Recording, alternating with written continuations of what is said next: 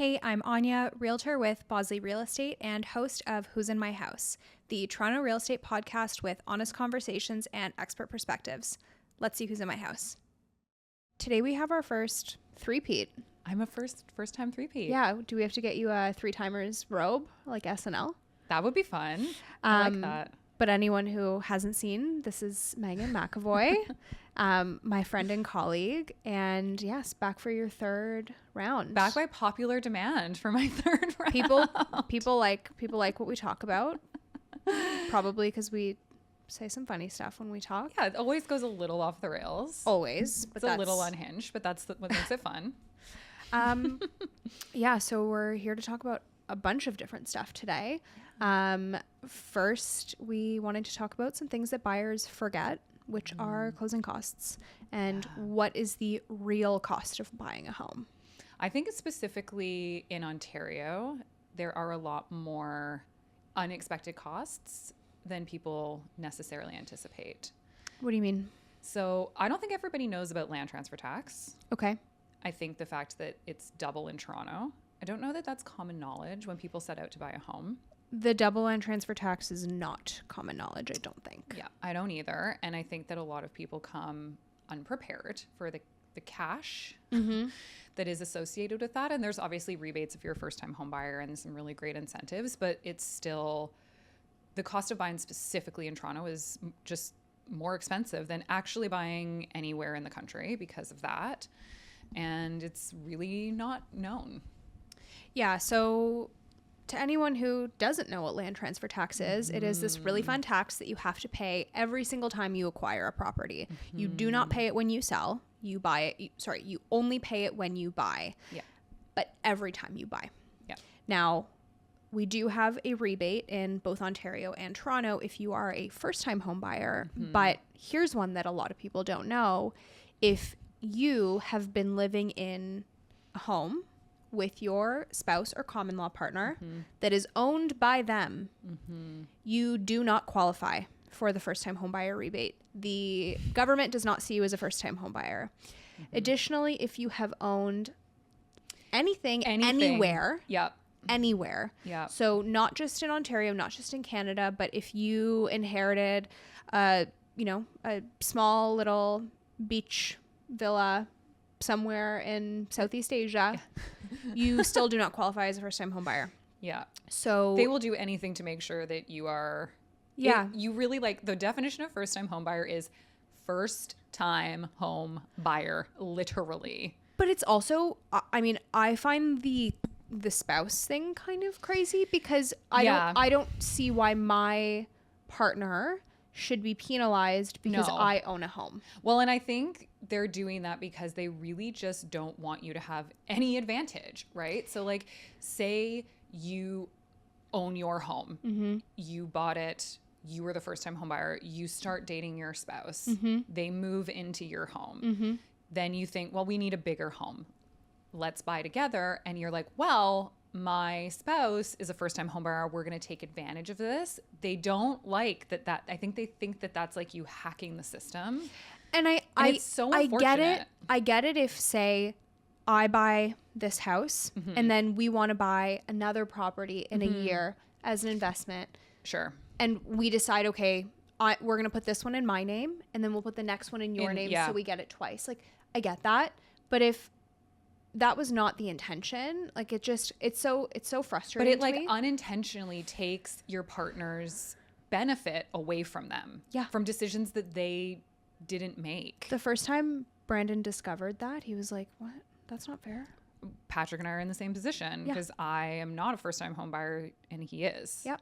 In a situation where one person has owned a home and the other person has not, whether you are, so if you're partners, meaning that person did not live in the home that you own, or maybe, you're buying with a parent or a friend. Yes. Yeah. Then you only qualify for the rebate on the percentage of ownership you will have. Yes. And so say, like, if you owned a home, you sold it, you went back to renting, and then you meet a partner, you guys move in together, you are cohabitating in a rental. you're still going to take advantage when you buy a property together is essentially what Anya is saying. But it's interesting. And like, I don't know if we want to go down this rabbit hole, but we're specifically talking about the land transfer tax, but there are first-time homebuyers get a lot of benefits all around. Yeah. Oh, we'll get into that. And the rules are not universal. Which is crazy. And confusing. Extremely. And very confusing. And just to kind of go back to the overall land transfer tax conversation, another thing that, like you said in the beginning, a lot of people don't realize that buying in Toronto is twice as expensive in many regards, but specifically to land transfer tax. I want to say it was 2008 or 9. I don't know. Somewhere, it was well over a decade ago that municipal land transfer tax was introduced in the city of Toronto. This is, out of all of the cities in Ontario, only Toronto has a double land transfer tax. So you are paying the land transfer tax rate provincially. And then again, it is the same exact tax rate in the city. There are now, they've increased the rates when you get to kind of the luxury sector where it changes a little bit. But just for the purpose of this conversation, like generally it is the same. Most people are not buying in that tax bracket. And if they are, cash is probably not your biggest concern. And that also makes it really difficult for people who want to climb the property ladder because it is very expensive to transact. It's very expensive to transact. And like your typical journey, right, is you buy a condo, you upsize to maybe a town or a row, you go to either a semi or a detached, and then maybe a bigger detached. That's if you're interested in moving, growing your family, or having a couple of kids. So that's, and you're probably doing that every 5 to 7 years. And that is getting expensive. It's getting expensive to transact often. And you're banking on making significant equity in each house. And like, what if you don't? Yeah. Which we are seeing that a lot right now. I was just reading an article and I think the headline was second-time home buyers being trapped. Yeah. Because you're trapped in the home that you bought 5 to 7 years ago that is now worth the same or less than what you paid for. And the equity you had planned on using 5 years ago to move up is gone. Now not where you thought it would be. And so people are stuck. Yeah. And it's exactly what I'm talking about, right? It's like particularly in as we know, the condo market, that condo buyer going to the town or the row or the semi are having a harder time making that jump right now. That the rose semi market is relatively strong. Like it's consistent. We're really not seeing a ton of issue there. Whereas the condo market is, we know the stats are. Yeah. It's struggling. Tough. It's struggling. So yeah, it's hard. It's hard with that double land transfer tax. It's hard to come up with the cash. You really have to plan. And if your plan involved implied or assumed equity, you're maybe not moving. Or I have clients that did this. They leased out their unit so that they could move up into a rental until the market goes a little bit more stable. Like you have to sort of look at all your options. Yeah. And I know you had a conversation with David, our colleague David, about why people, forgetting that this is a live market and people do build in implied gains. Yeah. That are not assured. No, there's never a promise of anything. Like while, you looked at the charts over the years and the trends. Yeah. And it went like that. So it makes sense to assume, but yeah. And it would have been a safe bet, right? Like it would have been a safe bet. It was a safe bet for 20, call it years, more, maybe even more, like with some blips in there. Sure. And we're just seeing that that's not really the case, but that's a different conversation. But that being said, there is a lot of cash requirements when transacting specifically in Toronto. And when we say specifically in Toronto, we mean like if you literally leave Toronto on the border, you don't have that double tax. Markham, Mississauga, Vaughan, none of them have this.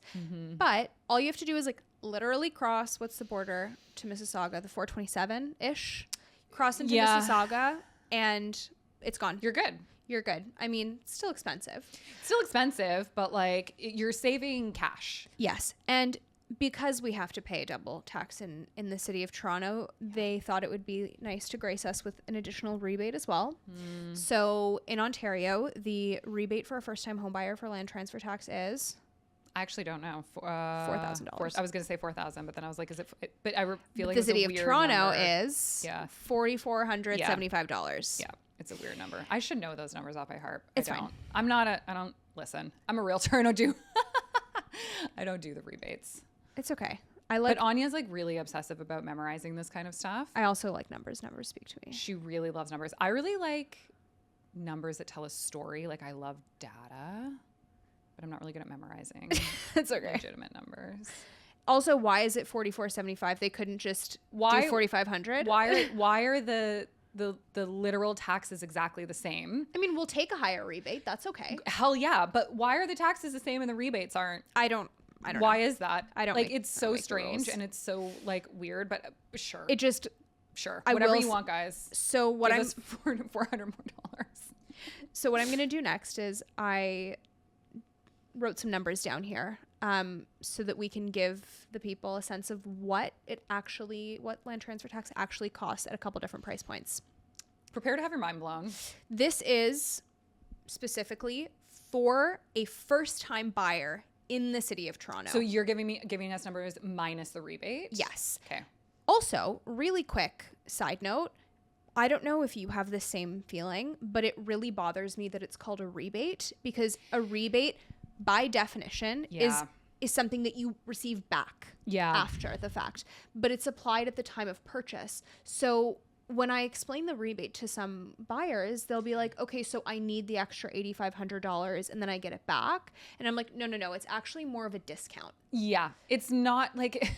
It does not function as a rebate by definition. Yeah. And that really upsets me. And it's also because it's very confusing, because I would approach it that way. I would be like, okay, so I will have the 80 whatever it is, 8,400 available. And then when do I get it back do I get it back on my taxes? Do I get it back after the closing? What do I need to file?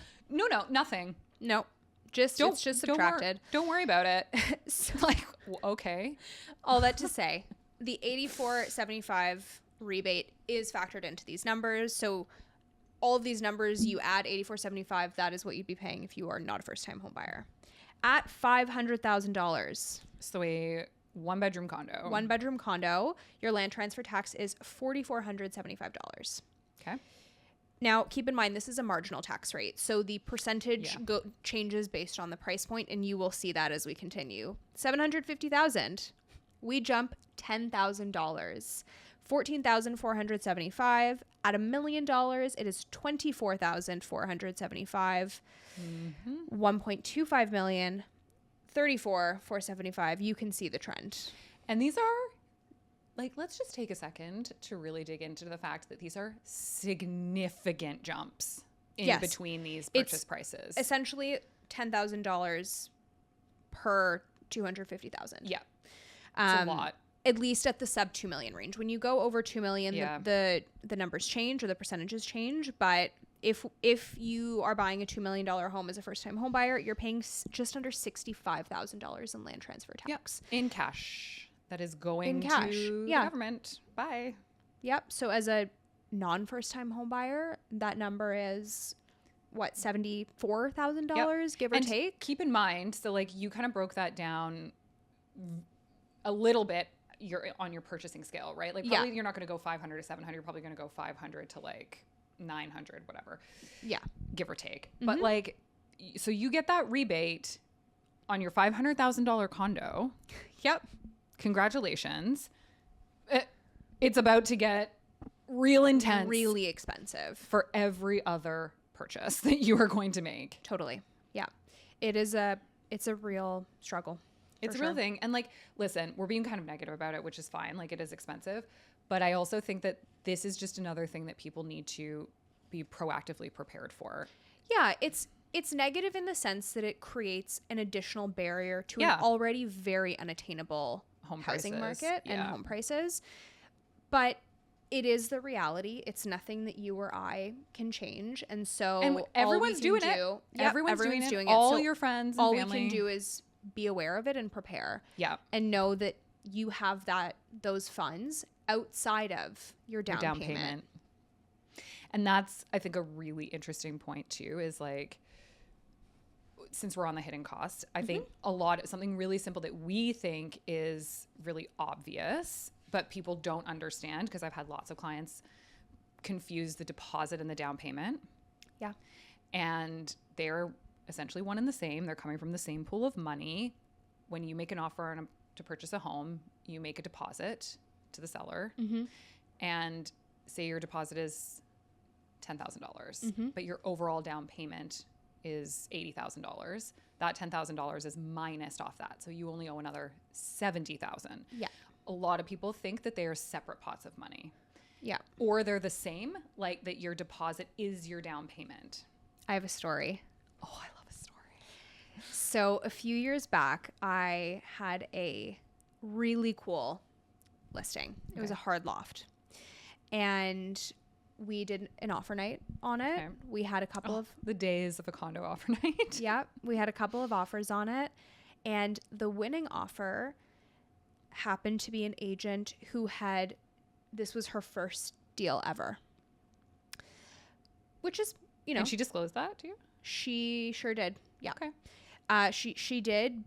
I'll explain. I'm assuming something goes wrong and she was explaining. Yeah. So as you and I know, when we have multiple offers, if I'm representing the seller, I can't change or counter any offers, because that automatically means I'm only working with one offer. All of the other offers are irrelevant.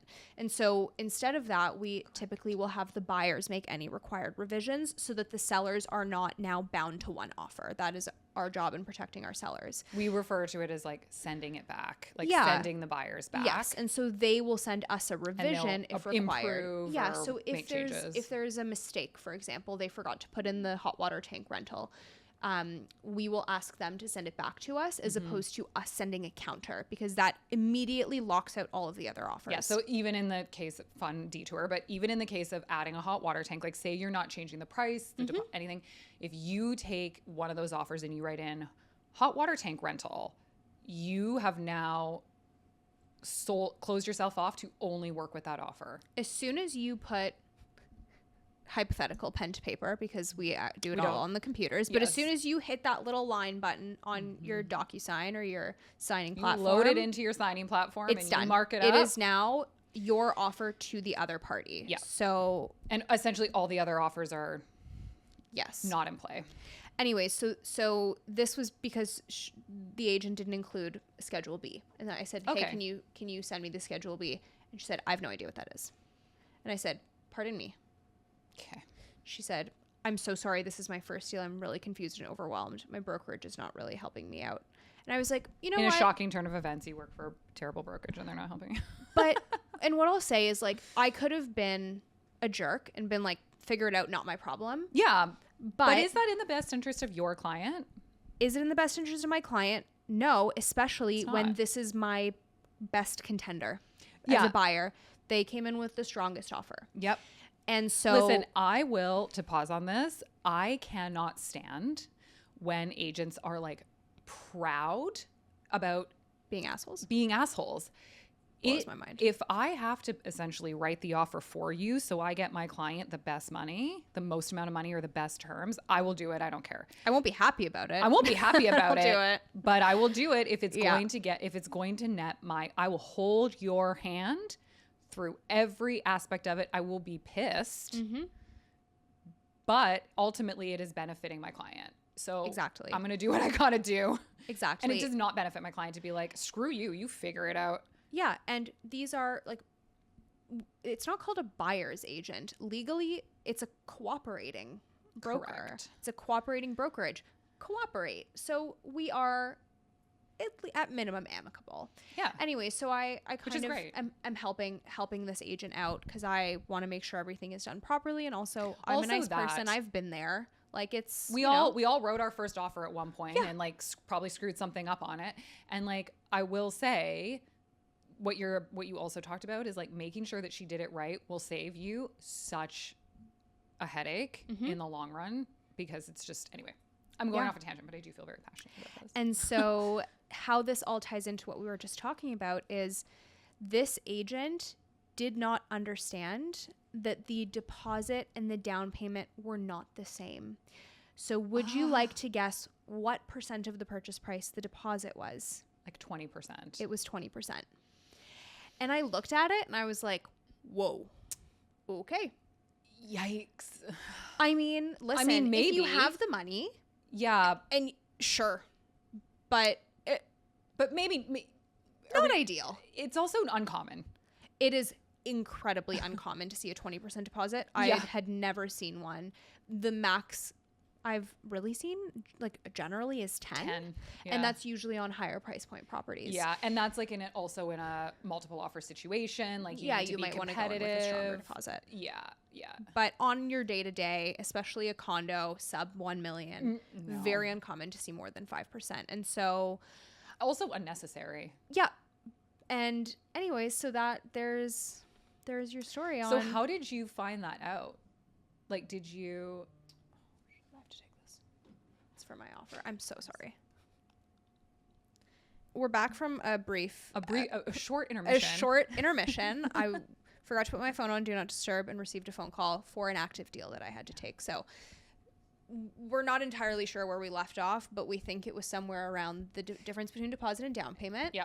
So just the importance in understanding what that is. And realizing we've been talking about closing costs for probably 25 minutes now. We're going to wrap it up. So we get heated when we get on something, and we can go and go and go. We also took like at least 5 different segues into other. But anyways, besides the point. 2 ADHD people trying to have a conversation. Closing costs. The last kind of like bigger one to think about is legal fees. Yeah, legal fees and like some incidentals. Yes. So definitely legal fees.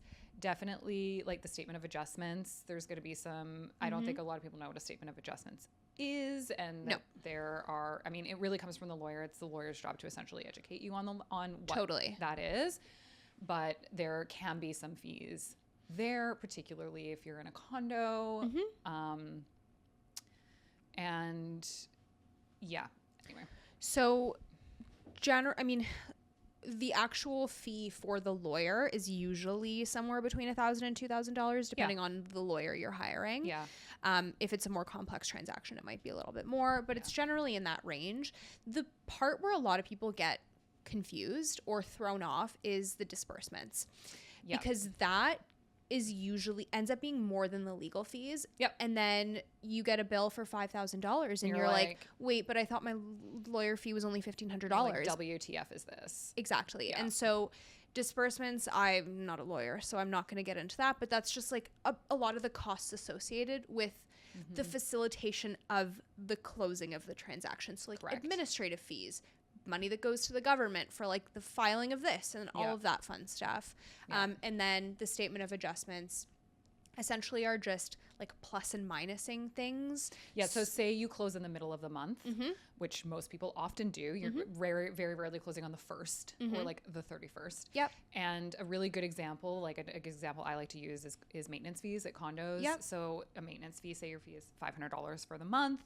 If you close in the middle of the month and that the seller has prepaid that maintenance fee, they are owed $250 or whatever that calculation is. Back by the buyer, and the buyer has to pay the last half of the month. So like that's a really easy to understand one.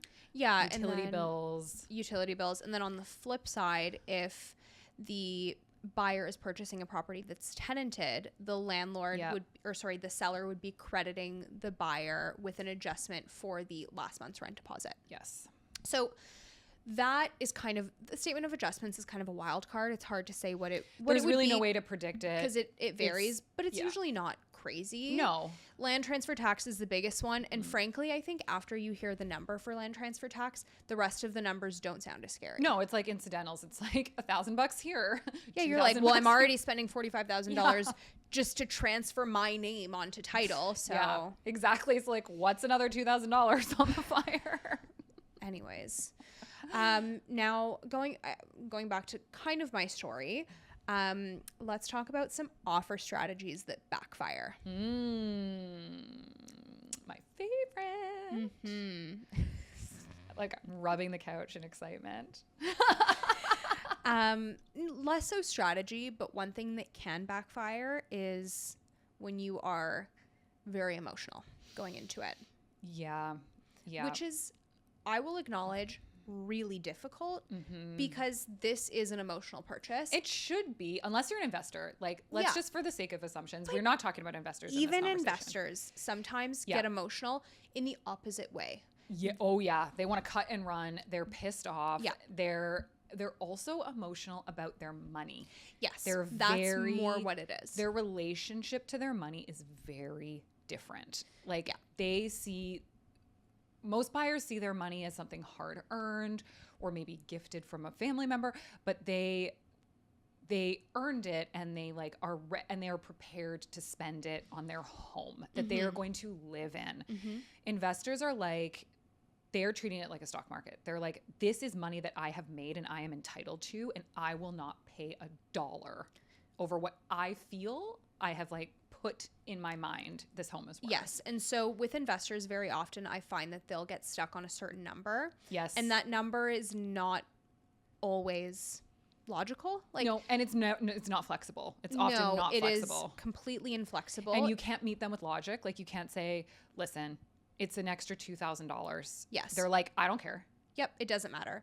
And that emotional roadblock will cost some investors good properties that will still yield them the cap rate that they're looking for or the rental yield that they're looking for. Yeah. But it's very difficult for them to kind of step back from that wall they've put up. Whereas on the flip side, buyers have, kind of end users who are especially looking for a family home can sometimes get too excited.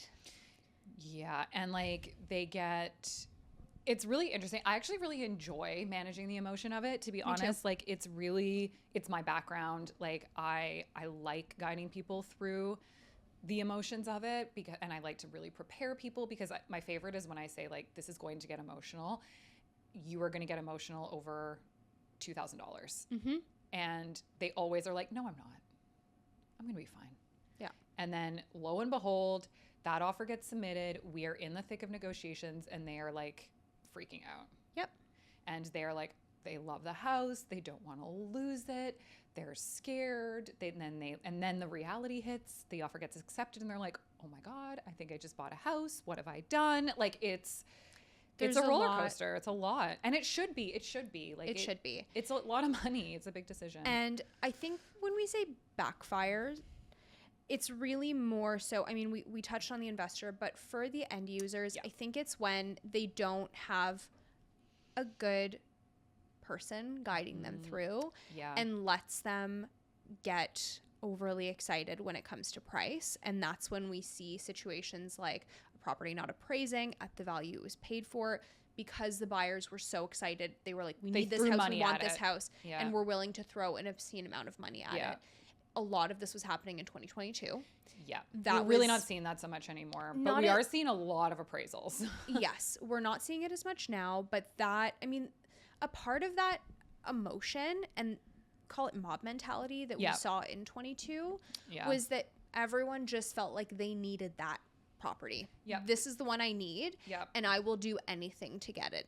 And always, we'll be offering on a property and the buyer will say, okay, my hard cap is 1.5. And then my job is to convey information. I'll say, listen, they've told me they've got something over 1.5. Obviously that's the limit you've set for yourself. So if you want to bow out, we bow out, but I have to share this information with you. Up to you. And they're like, no, we need it. How much more do we need to put in? How much more? Yeah. And there's a very fine line between when buyers set kind of a benchmark for themselves, but are still able to afford more. Yeah, a lot, and that happens a lot. Like, your pre-approval is like hundreds of thousands of dollars beyond what you've capped for yourself. Exactly. Yeah. And that's one thing, but it's another thing when the buyer gets carried away and ends up spending above what they are capable of carrying, at least at the level that they would be comfortable with. Yeah. And a big part... Just because the bank says you can afford something doesn't mean the realities of you affording it. Exactly. And the changes to your lifestyle that's incurred. That's a big one. And so that's really where we have to come in and be able to have a conversation with them about like, is this really the best path for you? And, you know, I mean, the people of the internet like to believe that realtors just want their buyers to pay the highest price and would be like, yes, please pay more. I'm so happy with that. But the last thing I want is to get a call the next day from them sobbing, saying, what have I done? I've overpaid. I can't afford this. My life is over. Like, our job is to help them be objective when they can't be objective on their own. And like you and I both know this, and I think any good realtor like will never put a number on what they think their client should pay. No. Like if we do put a number, it's a range. Always a range. Usually a large one. Because it's not my job to spend your money for you. Yeah. And it's my job to educate you on what you're buying. Yeah.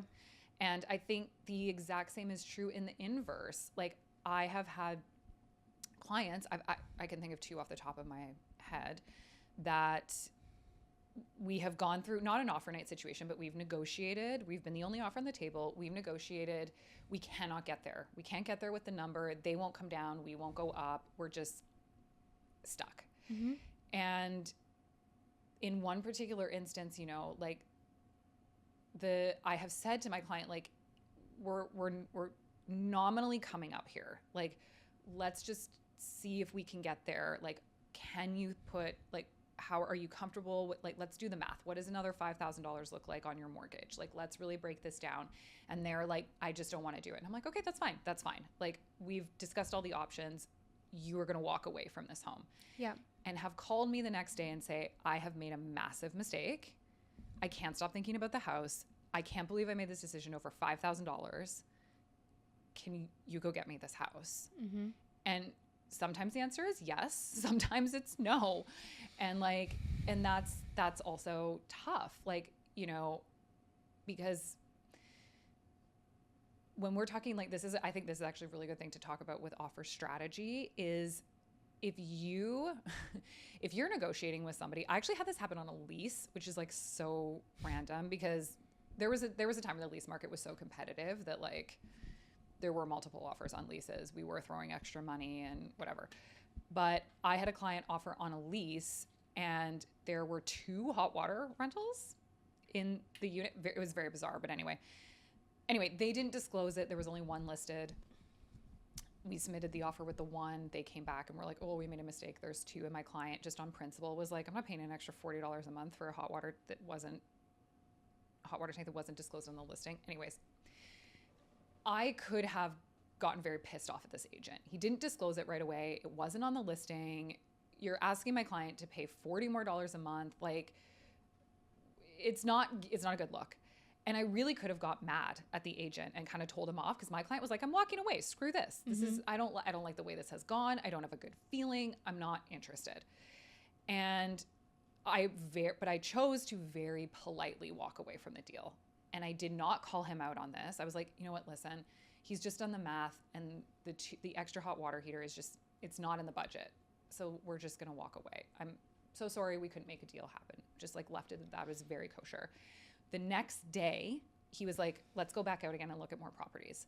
We went out and looked at 3 more properties. And he was like, just nothing is hitting like that first one. And I was like, let's go back to it. Let's just go back and stand in it and you can think about this water heater situation. We go back. He's like, screw it. It's $40 a month.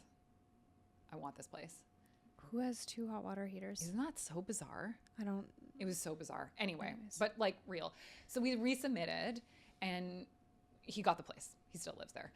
But the reason I bring up this story is that like there is a lot to be said that happens behind the scenes strategy with relationship building where I know you're going to agree with this. Like you want to tell an agent off so bad when they do something. So badly. Then they do something negligent that either costs you the deal or looks very, very bad. And for the sake of your client maybe changing their mind, it is not in anyone's best interest for you to voice your opinion. You've got to swallow your pride and your ego.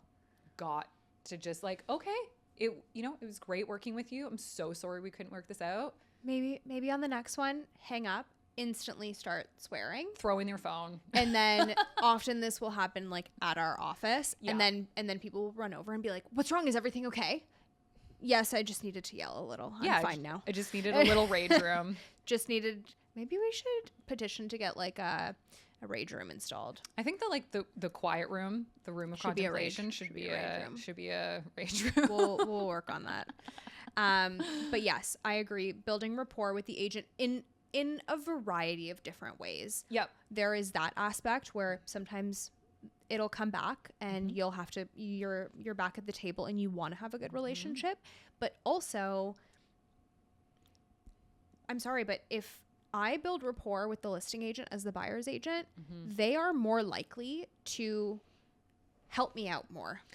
And I, from my previous life, was taught something called style stepping, which is basically like reading another person's communication style and like meeting them where they're at.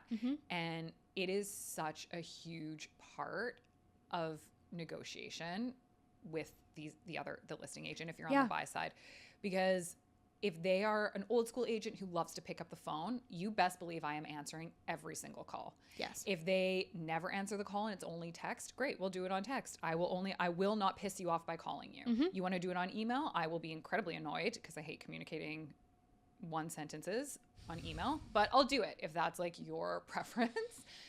But what I'm getting at is if you want to call me and like hold me hostage on the phone a little bit and just chat and chat and chat, great, because I will also often get a lot of information that way. That's the thing is the nicer you are, the more rapport you build, Yeah. the more likely it is that either they will share information or information will accidentally fall out of their mouth. All the time, you would be surprised. Also, a lot of agents don't know what they're not supposed to disclose. Exactly. So they will just start telling you things. I won't ask, but I won't stop you if you tell me. And so that's a big part of it. Another part of it is, especially when in multiples, in multiple offers, the fact that you've built rapport with the agent means you'll probably get the first call. Yep. If there's a round two or with any sort of update, they will be more likely to want to communicate with you. Yep. But it also makes the deal go a lot smoother. And like going back to offer strategy, clients will often, like if I'm working with a buyer, they'll often say like, what's the best strategy? Do we go in like really low, negotiate back and forth a bunch of times? Do we just go in with our best? And there's no answer because so nuanced. Because it depends on the agent and the seller. Yeah. And the situation. If it's an offer night, if it's not, if there's been a failed offer night, like there's just so many unique situations. But there are some types of sellers that want to go back and forth 5 times. That's what they want. That's how they're going to feel that they got the best price. Correct. There are other sellers that if you go in low, they will be offended and they will walk away. Yeah. They won't even counter. That happened to me last week. The agent was like, the seller didn't even want to counter. And I was like, okay, well, I'll never understand that, but we talked about that on my last. They ended up countering. But we talked about that on my last episode because I think it's ridiculous. But and that goes back into emotion. It's because you're like, well, it doesn't make sense to counter. We're too far apart. They're never going to come up to my price. They've insulted me. There's so many different narratives that go on in your head when that happens. But I don't care how insulted you are. You counter that offer. You don't ever want to let a deal die on your side. I don't care if you counter it at full price. Sign it back. Like, do you remember that time someone countered over asking to me? I had that happen on a house too. And I called and I was like, I'm sorry, I don't really understand what's happening here. Why are you countering over asking? Like, we're the only offer. And they were like, oh, because if we counter over asking, then we can land at asking. And I was like, nope. That's actually not how it works. No, you can counter at asking and we can maybe come up, but what? Anyway, I will never forget that. That was quite. Logic doesn't live here a lot of the time. No. But there's lots of little things that we do, like so much of our job, like that our clients don't see is like fact-finding missions to understand how to put together the right strategy for you. It's talking to the listing agent, it's deep diving the listing, or like maybe we have knowledge on that property because I don't know, a colleague offered on it before, or maybe you know the neighbor. I don't know. Maybe you sold the house down the street. Like maybe it's a condo and you have a client living in the building and you know some things that are going on that aren't showing up in the status Side certificate. note, one of my favorite things to do is talk to people in the elevator. Love to talk to people in the elevator. I was showing a condo the other day and we were in the elevator and, just always smile. I try to have a presentable, Always. an approachable face, even though it's usually resting angry face. And this guy turns around. He's like, hey, are you looking to buy in this building? Mm-hmm. And my client said, yeah, we're looking at a couple of units. And he was like, I have lived here for 6 years. I love it. Mm-hmm. I'm trying to get all my friends to move here. This building is great. And just like goes on this whole thing. And then we've had other times where they like tell us about the amenities and all that stuff. Like it's really, or sometimes someone in the elevator will be like, this building sucks. Yep. Like I'm trying to get out. Or you can tell that they don't like it. They'll be like, oh, okay. They're like, good for you. Run. Yeah. And you're like, You're like, maybe we okay. don't. Maybe we move Down, on. hit down. Yeah. We're leaving. I also love to talk to the neighbors. Like if you're, especially like you're showing in the spring, summer when people are outside. Love it. Love to talk to the neighbors. Sometimes I'll just get there early. There was a house last year that my clients bought, and it was our colleague's listing. And across the street, there were these neighbors that would always sit outside, but they also had this massive crossword for the public to do. It was like on an easel. Cute. And I would intentionally go 15 minutes early just to do the crossword. That's and talk right up to your people. alley. There was You need also to a live on dog. the street. So. It's everything that you love. A I know. crossword and a dog. I should have moved. You there. should have bought the house. Anyways, one of the other things that we wanted to talk about was expecting a second round. That can backfire for sure. It recently happened to you. It didn't backfire for you. It actually worked out. Unbackfired for me. It worked out incredibly well for you, but Yeah. probably backfired for the 10 other people who submitted offers on that house. Yes. So to bring it back, a couple weeks ago, my clients were offering on a house. There were 11 offers total. This was in Leslieville. And when I see a number that high, number of offers in the double digits, I always tell my clients, like, let's just go in with our best foot forward. Worst case, we don't get it. And yeah, because what's the worst case that can happen in that? They come back and say, we're doing a second round, and you say, we're holding. Yeah. We came best and final. Yep. We can maybe move the possession day. Yep. But like we're where we at. We're where we are. And very often in situations like that, the sellers appreciate that you came in with your best foot forward. Strong. Yeah. And we left like a small amount of room. Yeah. In the event that we had to come up a couple $1,000s to add some edge. But we didn't leave tens of thousands. I said, like, it's up to you guys. But with this number of offers, I think it's the best play to just, you're willing to pay this amount of money. It's going to get up there. Yep. And can I say what I think you did really well? The only reason I know a lot of this is I was involved in this transaction as well. This is not like Anya disclosing this at the time. Yes. To me, Megan had to assist because this offer night just so happened to fall during a minor medical procedure I had already scheduled that I could not move. Yeah. And so there was going to be a short window of a few hours where I would be sedated. And so unfortunately, I cannot. Yeah, so I became involved Megan in the stepped process in for me. and involved with the clients and the offer process. So like I am privy to this information because of course, of being directly involved with it. Yeah. And what I will say, to give you credit, and this goes down to strategy, is you really prepared those clients big time. And like we knew what was going to happen with that property. Like I stepped into that house and I was like, I literally was like 12 offers. Yep. I just knew. I knew it. I could tell. I went to the open house. It was ridiculous. I knew the house was going to sell. I knew it was going to be multiple offers. I knew it was going to be crazy. And like we could just tell. It was the best house that had come out that week. And also like kind of, so I say that in the sense that there weren't other houses that were competing for demand. That house had 100% of demand. It was on a great street, great location, had parking, had everything. And also I will say, even if there were competition, I think it would still have netted it still out would have this had way. at least it would have ended up around here anyways. Yeah, that was the price that my clients got it for, was in and around the price that I had in my head immediately after stepping into the property for the first time. Yeah, same. And because you had done a lot of pre-work with them, like explaining how this was going to go, understanding the neighborhood, understanding the type of home that it was, and the amount, everything really played out kind of like exactly how you had educated them. And they felt comfortable going in best and final. Yep. And like when I spoke with them about the price, they actually came up in a way that like they were super comfy with. Like they were not, I didn't have to be like, just a reminder, like they were really like, we've thought about it. We've had some soak time. We have a number in our head and we're good. Like we're okay. And it also in this case really helped that we had several calls leading up to offer night, and we Yes. had prepared the offer the night before. They signed everything the night before. Yep. We discussed strategy 2 days prior. Yeah. So they had a lot of time to really sit on the numbers and Yeah. feel comfortable with where they wanted to land. Yeah. And so we went in with our best foot forward, and a couple hours later, I mean, probably like 4 hours later, we got a call that our offer had been accepted.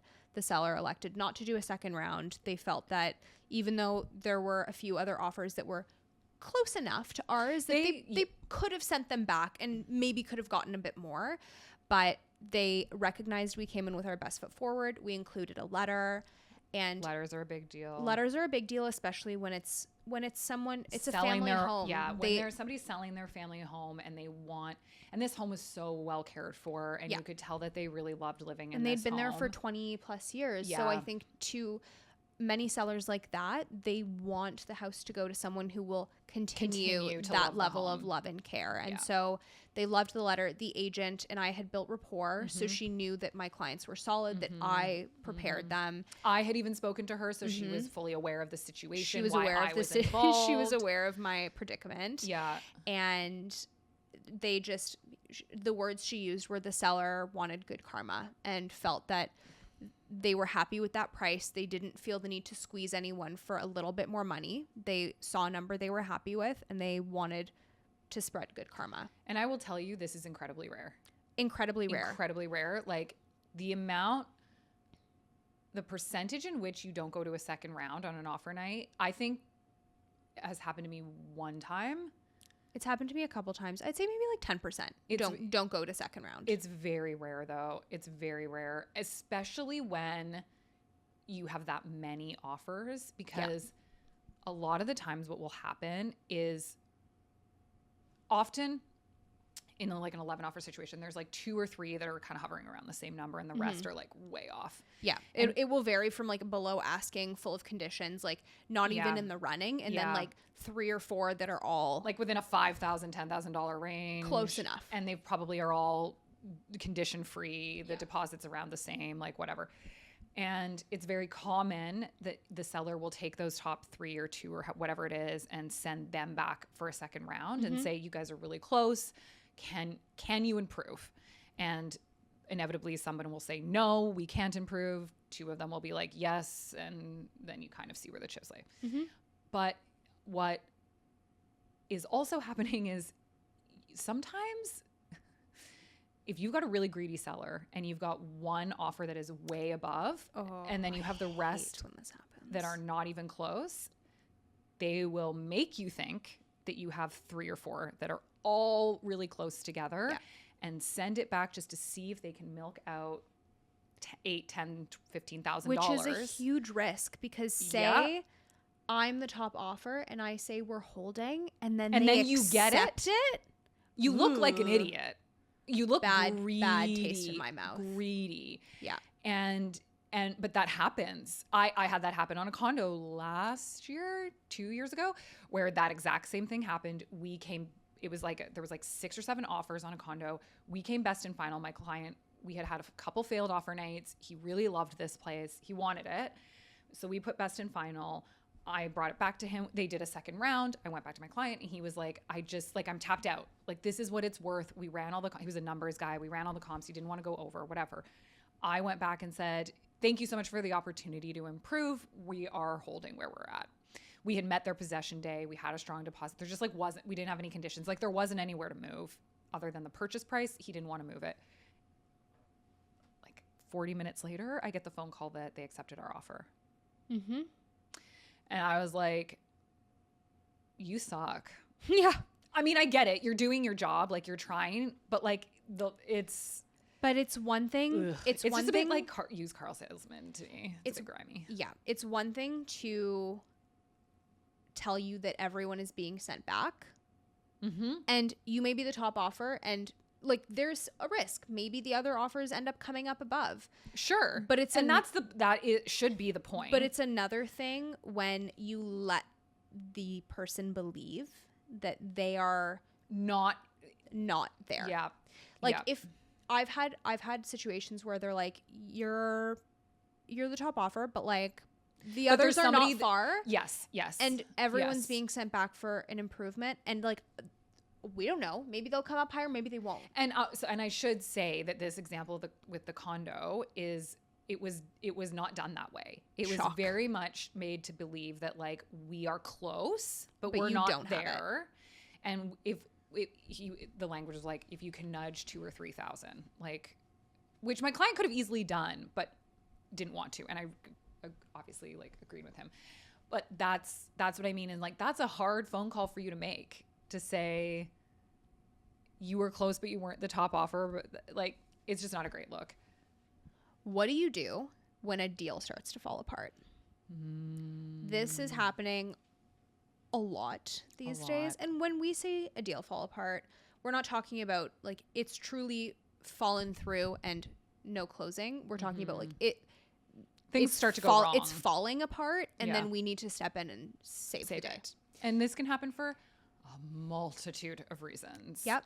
A lot of reasons. So one is financing, and I actually have a personal story on this. As do I. Well, it's not a personal story. It's a client story, but Mine is your mine is actual me. home. Yeah. So, pre-approval is not a final approval. We know this. There are nuances. We know this, but We know this.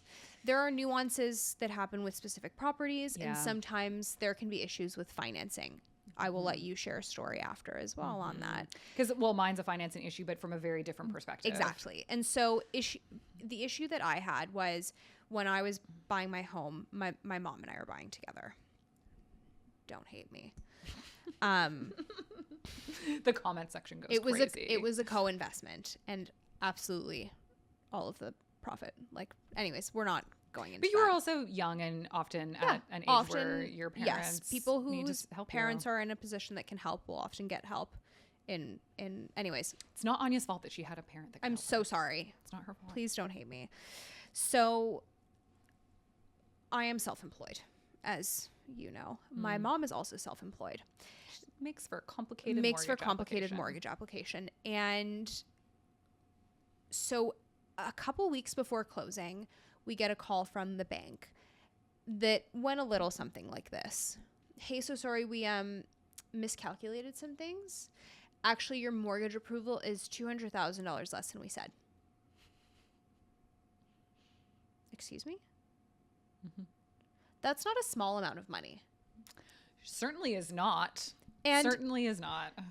anyways, the way that we solved the problem was my mom took out a HELOC, Right. a home equity line of credit on her house Right. to cover the difference that was then converted into a mortgage, which is so silly that that's allowed. But like anyways, you can have agree. the $200,000 on the HELOC, but not here.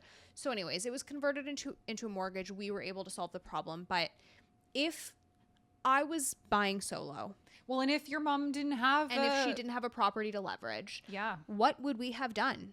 We would have had to find $200,000, look at magically, private lending maybe, or walk away from the deposit. Like, those that are really is your only options. Like really, like it's either like you find someone to give you a very large amount of money, you get a very high interest loan, extremely high interest loan, because fun fact, pretty much anyone will loan you money if the interest rate is high enough. Yep, totally. Or you simply cannot do either of those things and you walk away from the house in breach of contract, you lose your deposit and hope you don't get sued. Yep. And this is not to scare people. It's the not, but it's to situation that educate. happened to me is very uncommon, and It's it was a extremely very complicated mortgage application. I think it also, what you and I have in common in the story that I'm going to tell is that you went straight to your bank. Yep. Yes, this was direct with the bank. And so this is kind of financing issue one, is that there's some sort of problem with the mortgage approval. Now, this, in this case, was not on us. It was the lender that messed up. Made an error. But there are also cases where a buyer is not told by their mortgage broker, bank, or their agent not to make a large purchase or take on new debt prior to closing. Number one thing, when you buy a house, when you sign an agreement of purchase and sale, stop spending your money. Stop. Stop. Just throw your wallet in a safe. Yep. And run. Go put your credit cards down. Do not go and finance the G-Wagon you've been wanting for years. Do not go and finance all new furniture. Do not max your credit card out buying $20,000 worth of furniture for your brand new home. Wait till after closing. Do it the day after closing. Yep. But do not do it. Do not do it. In between purchase and closing. Because if there is a major issue, another aspect is don't move large amounts of money around without clearing it with the lender. Yeah. Because if you do any of these things, that can have a massive impact on your financing, which could then put you in the same position that I was put in, which is there is some sort of a discrepancy between the loan amount you believed you were receiving and the loan amount you will actually be receiving, and you are on the hook to find that money. You basically have to, whatever you have in play leading up to your pre-approval, and you make a purchase based on that pre-approval, you must not change. Don't change anything. Now, this is different than if your car lease is up for renewal and you renew it and it's the same car, the same amount of money. Relatively the same amount of payment. Like getting a second car, buying a boat, upgrading your car, like any of these things, like going from your Honda to a G-Wagon. Don't do that. Don't do that in the closing period. Like don't help your kid buy a home in that closing period. Yeah, don't buy a second home without clearing it with the lender. Don't do anything. Don't withdraw all your stock options and throw them into a bank account because you think that's going to benefit you. It may not. Like just stop. Like log out of all of your bank accounts, put your credit cards away, and like don't do anything. You can pre-plan all of that, like that you're going to order all your furniture like the day after closing, but just do not do it in that period. There's a cost that buyers don't anticipate, is the cost of furnishing the new home you've just bought. Because if you're coming from a 1-bed condo and moving into a 3-bed house, you have got a lot of furnishing to do, and furniture is not cheap. No, not in Canada. Not in Canada. I love those like memes and the videos of people just like eating pizza on the floor on closing day because they're like, bought a house, can't afford furniture. Been there, done that. And there's a lot, like shouldn't be pressure to nicely furnish your house immediately or completely. Yeah, we like made do with furniture that we had for a while and then would slowly buy things. We didn't like do a mass purchase. Yeah. But that's a cost I think a lot of people forget about. It is. And I mean, we didn't talk about this, but like you should really have 1% of the purchase price of your home held back for incidentals in cash, because like inevitably something's going to go wrong. Like in Toronto, we don't really deal in new builds, very, very rarely. Yeah. The houses here are 100+ years old. I sold once a house that was built in 1848, the oldest house I have by a long shot have ever transacted on. Yeah. Was this the one that was falling over? She wasn't falling over. She was just slanty. She was leaning. We had a structural engineer make sure she wasn't falling over. Okay. He wrote a report. Everything was fine. Okay. Don't scare my clients. So sorry. Not falling over. It's not falling over. She was curvy. Yeah, she was curvy. She had like a little slouch. She had a little lean. But you know, things are going to go wrong, right? Like a water heater is going to break. Your fridge is going to die. Like, you know, and obviously you've probably done a home inspection and you are anticipating some of that, but there is stuff that the home inspection isn't going to find. Totally. I just had friends who renovated their home and ripped up all their flooring and found that prior to buying the house, the toilet had leaked. They're like 2-piece bath. The toilet had leaked all under the floor, and they ripped up the flooring, and there was just like mold all in the living room. Beautiful. Yeah. So like these are just costs that you're like, oh, I've budgeted that we're going to replace all this flooring, but now we have mold remediation. Like, there's always going to be something that happens. You need to have a rainy day fund because welcome to home ownership. Things go wrong. A house is like the best way it was ever described to me, and I love to say this to my clients. It's a living, breathing thing. It's like why when a house is abandoned, it dies. They need to be cared for and maintained and loved, and that costs money. I actually have I know it's your turn, but I have a really lovely story that kind of goes with that. Last year I had clients that bought this house. You may remember it because it was an estate sale and the agent was not from Toronto or anywhere within a 1 to 2 hour drive of Toronto. Don't hire an agent that isn't very knowledgeable. Well, the agent was also the executor of the estate. Also, don't do that, but that's a different thing. And related to the deceased. Yeah, when you want to talk about emotions in a transaction. So anyways, that aside, these were clients who were initially looking at buying a condo based on budget, and then this house came up. It was literally around the corner from there where they had been renting and living for a long time, and they were like, this is perfect. We would love a house, we just didn't think it was possible. Right. We got the house, we got it for far below market value. Like, this was one of the rare cases that the appraisal came back higher than what we had paid. That's unheard of. I don't think I've ever had that happen. Anyways, so we close. My clients go by the house day after closing, 3 feet of water in the basement. They call me in a panic. It's like 9 p.m. I'm on FaceTime. They're like showing me this lake in their basement. And I was like, okay, well, go check. Like, I was trying to see if we could figure out the cause. Yeah, like, where is this coming from? Is there a pipe that burst? Like, walk me through the basement. Call an emergency plumber. Turned out that the entire drain under the house had been like just destroyed by tree roots.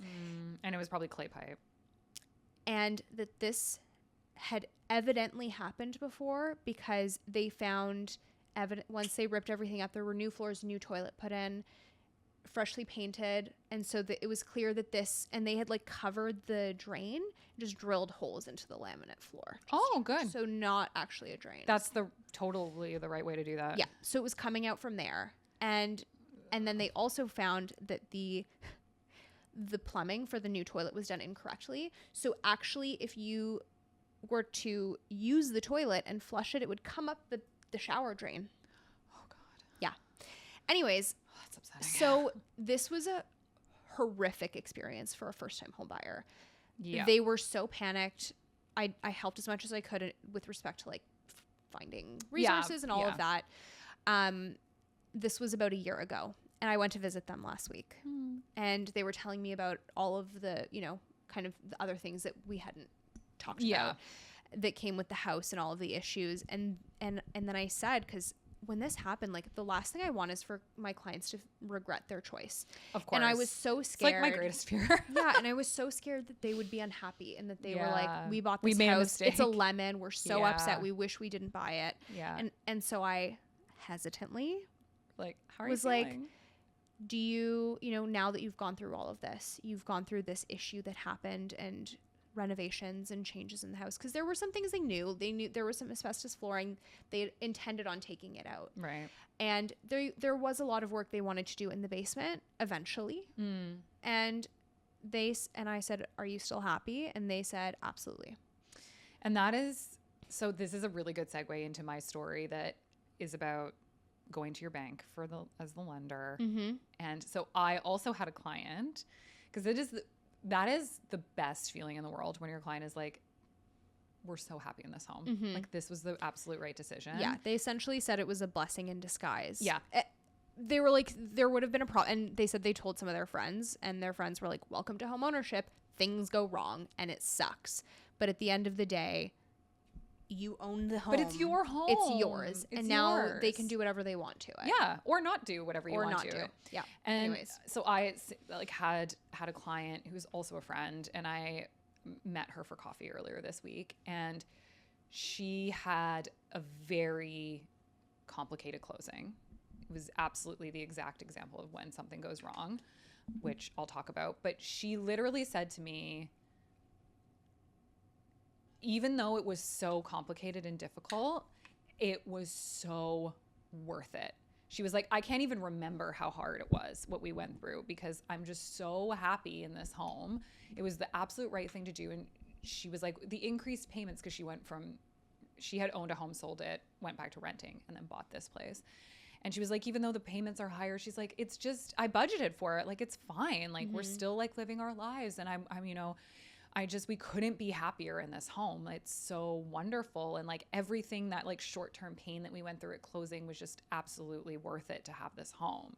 And I was just like so emotional. I was just like so happy for her, and it was such a good feeling. But she also, that transaction was, I really don't get like emotional with my transactions, but that one was really special to me in a lot of ways. And like, one of my favorite properties that I've ever sold, but also one of the most complicated closings I have ever had. And it was all out of my control, yet my job to fix. That's often how it lands. Yeah. And very similarly, like the short version of that story is she chose to go with her bank, got her pre-approval. The pre-approval was fine. Everything was good. The person doing her mortgage got fired between writing the offer, like the offer getting accepted and closing. They got fired. And no one told you. No one told her. Yeah, that's what I meant. No one told me. No one told her. No one told anybody. We were not, like, no one was informed. Then a week before closing, she gets a phone call from somebody she's never spoken to saying, I'm your mortgage agent. She was like, Who are you? And then followed up by saying, we can't get mortgage insurance on your property, so you're going to have to come up with 20%. And she was like, what? What are you? No, I don't. We close in a week. Wait, I don't have 20%. What are you talking about? Yeah, where do you expect me to find 15 or whatever, 10% extra? Yeah, like crazy. And so and it was a relatively expensive property, and she was like, I don't have this money. Yeah.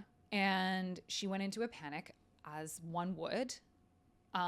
She bought the house as an individual person, so she didn't have like a spouse that was contributing to this. Like, she was like, I can maybe call my parents, but like, I don't know how long it's going to take them to move the money around. This is happening. We have to close in like 4 days. The money is not going to clear. Like, what do we do? Anyway, I get involved, and I have a call with this mortgage agent who says something that sets alarm bells off in my head. And like, I don't know anything about mortgages. I don't do mortgages. I know what I need to know to help guide my clients into the right direction. But I know somehow I don't even know how I know this, but I have knowledge about mortgage insurers. And it was like the one thing I remembered when I bought my first property. And she said to me, we couldn't get the mortgage insurance. They just declined us. And I said, well, did you go just to the next insurer? Because there's 3 mortgage insurers in Canada. And she goes, no, they're all the same. No, babe. And I was like, pretty sure they're not. They're actually not how it works. It's not how insurance at any level of any kind of insurance works. Are all the banks the same? Are all car insurance companies the same? Home insurance companies? Like, no. So I immediately was like, something isn't right here. And through going back and forth with her, I was like, I kept saying CMHC because I just assumed. Because that's the biggest. It's the biggest. It's kind of like the gold standard mortgage insurer. They hold the vast majority of mortgage insurance in the country. And I said, well, what did CMHC give you? Because I'm like, this is a AAA client. This is the property will appraise. Like, we have comps. I don't know. I'm confused. And she said, oh, it's not CMHC. And I said, who is it? And she said, I don't know. There's only 2 other options. What do you mean? 50-50 chance. Yes. So we found out who the other insurer was. And I basically was like, okay, I'm not getting any information from this woman. She doesn't know what's going on. I call a friend of the podcast. Jacob. Saved the day. And I said, Jacob, like, I'm in a crisis. Like, you may need to write a mortgage. Like, worst case scenario, like, we're going to push out closing. And this is also, I should mention, like 3 days before Christmas. Yeah. This is like the worst timing. And I was like, you may need to submit a mortgage application and we'll push out closing. And like, we're going to have to get her a different mortgage because like these people have no idea what's going on. And he was like, I'm on it. But he was like, let me look into the property first. And because I was like, this woman is telling me that it's the property. It's not my client. Like, they can't and won't insure this property. It's a condo building. So Jacob does what Jacob does. And he like gives it a look and he's like, CMHC is holding like 18 insured mortgages in the property. And I was like, And he's like, yeah, there was one done a couple of months ago. Yeah, and it was just that one insurance company that wasn't holding any. So it turns out that one insurance company that this bank had chosen to submit to had never insured in this particular building because they don't do a lot of business and had no data on it. So they had nothing to baseline this property against. And we're talking about algorithms. Basically, the bank, which I learned, this is a fun fact, the bank throws your mortgage into an automated system and just arbitrarily picks an insurer.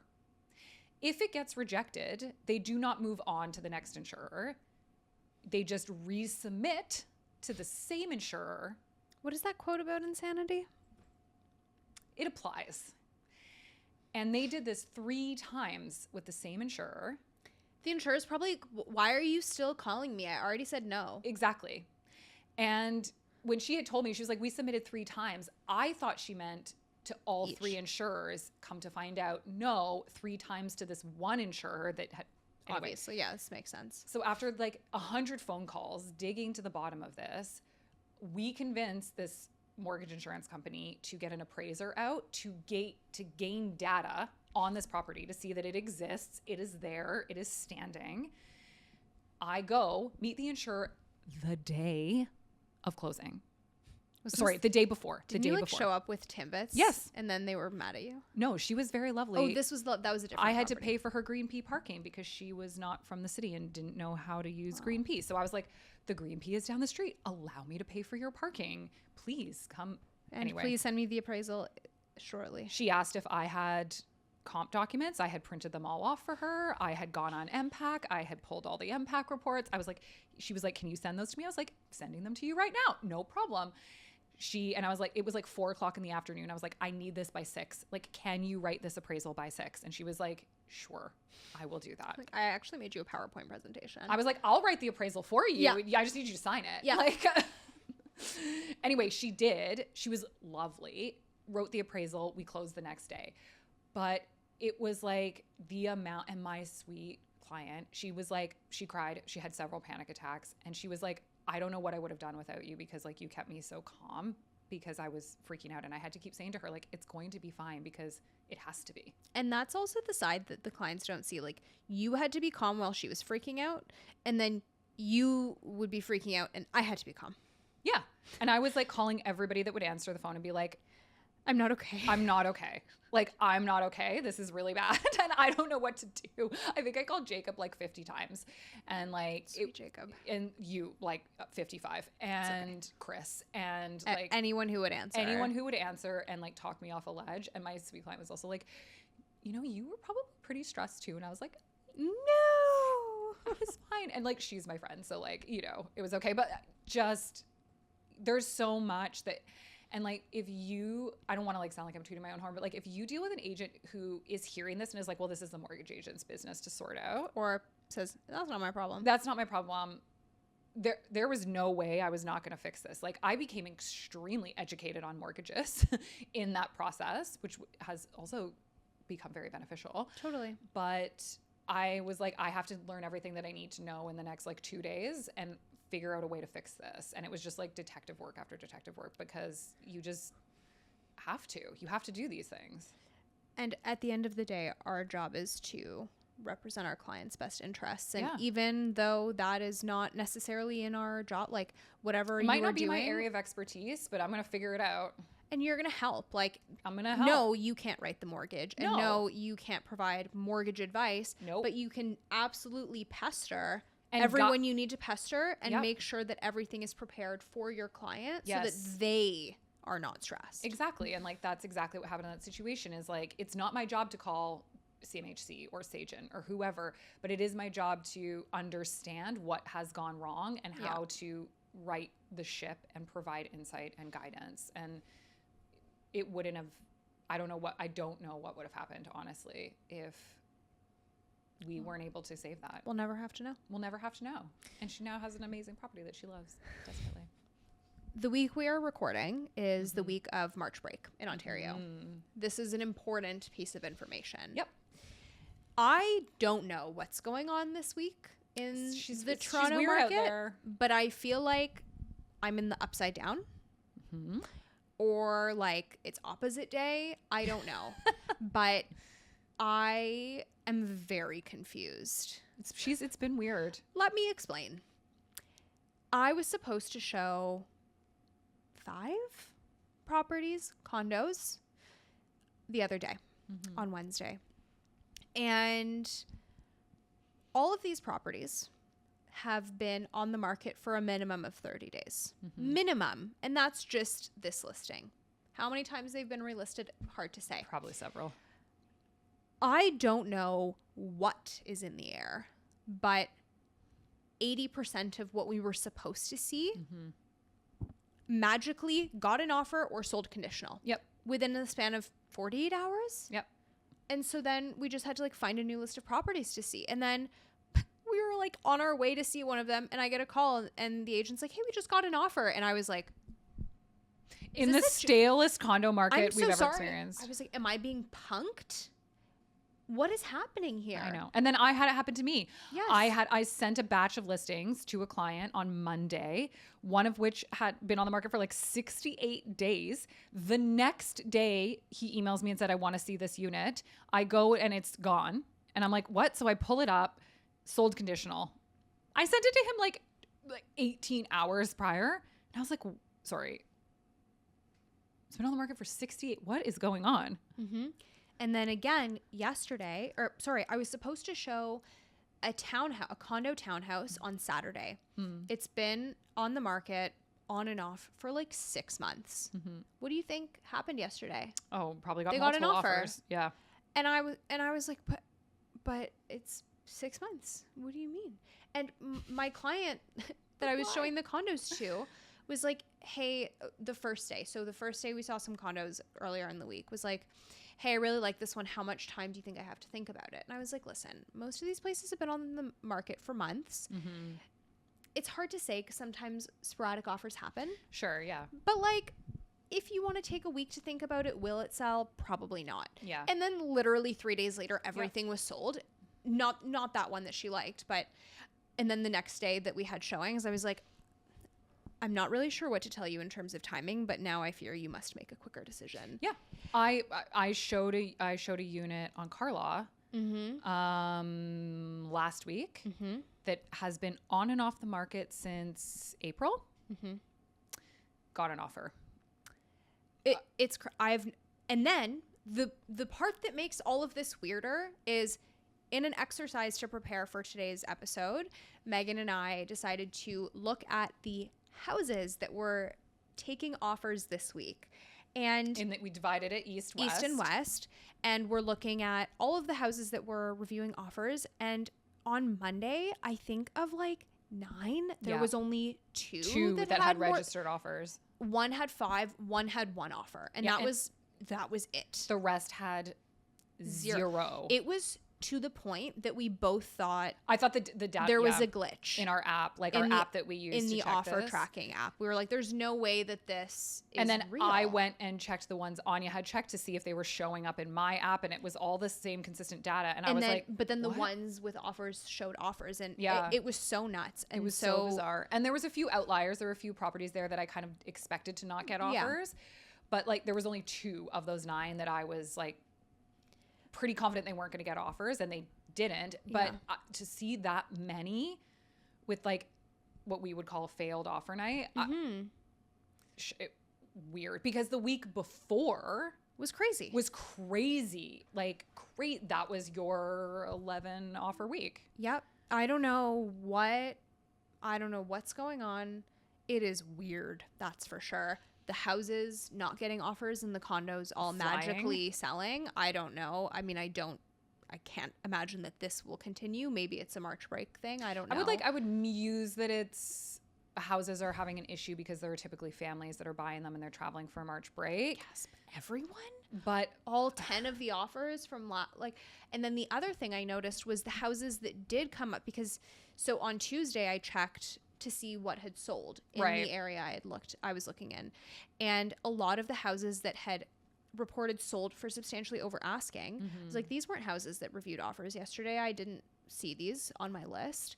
And they were houses that had offer nights last week, and I guess didn't sell on offer night, kept the price, and then sold within a few days. So that was also an interesting. So you're saying they didn't price adjust? That's my suspicion, is that they didn't price adjust and then ended up or negotiated over several days with that top offer, because there were at least 4 that were reported as sold on Tuesday that had offer dates the previous week. That's bizarre. So anyways, weird. It's weird. March Madness in the real estate market. I do think this is not a like trackable data point, but the weather is terrible. I think that's affecting what I will say is last week when we saw a lot of properties with offer nights sell and get multiple offers, the weather was beautiful. And we had gone through an open house weekend that was crazy because it was like gorgeous out. And then I think a lot of people saw those houses in person and were excited about offer. Like it felt like spring was coming. We have been shot back into the ground. Spring is not here. I don't know. And like, again, this is not trackable data, but I'm just trying to say that like, I'm grasping at straws here. I'm trying to figure out where people's mentalities are and why condos are going and houses are not. It's really weird. It's a weird week. I'm excited to see what happens next in week. the coming weeks. And as we like get closer to April, because I don't know. It's a weird one. It is very puzzling. I don't know. And even one of the agents for the properties that received an offer, I had reached out to them and was like, listen, man, I'm confused. What's up? And he pretty much said to me that multiple condo listings that they have all of a sudden are getting tons of showings or offers. Like in the last week or two. That's So crazy. maybe now this is condo buyers really feeling that prices have come down enough. Affordability The opportunity is there's a decent opportunity. Affordability is better than it was and are kind of more comfortable with searching. Yeah, it's possible. I don't know what it is. We'll have to keep I an would eye love out. if this stayed consistent. Like there is I can't imagine. I can't imagine it will either. Not the houses part, but the condo the part. condos.